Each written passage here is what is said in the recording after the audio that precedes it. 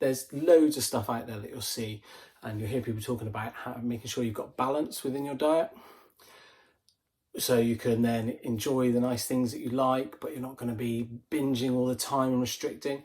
But very few people, I haven't heard a lot of people talking about the importance of balance within your training, within your exercise. So I just wanted to have a little chat about that and look at how perhaps you can look at your training and add different things in. So I'm a big advocate of do what you enjoy doing. So if you like running, then start by running. If you like lifting weights, start by lifting weights. But there are a few things you need to be careful of. You'll see lots of people at the gym, they'll come in and they do the same thing over and over and over again. And so do they get that balance?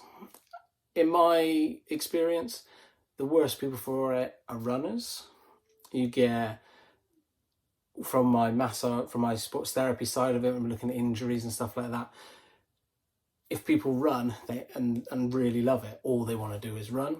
So if they've got a spare, if they get in from work a bit early, I've got a spare hour, they're going to go for another run, which is great, they enjoy it. But that continual pounding through your joints, through your muscles, can have adverse effect for your joints. So you can then pick up injuries. You see lots of runners, ankles, knees, hips, back problems because of that constant impact. And that's because they don't have any balance to their training. They're doing it, they love it, that's great, they're getting out there, that's great, they're doing what they love. But they need to just look after their bodies a little bit as well.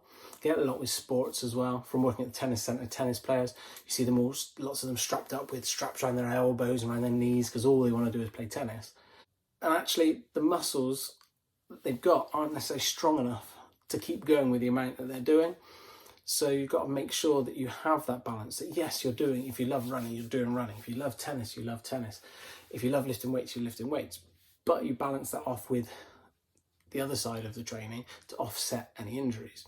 So with lifting weights, perhaps you don't necessarily need to be doing lots of cardio, but some form of mobility work is going to be quite important because you're going to build your muscles and your strength, but that could affect the movement you get in your joints.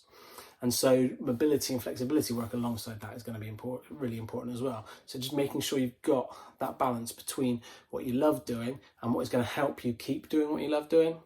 Because otherwise you run, and then all of a sudden you pick up an injury and you can't run.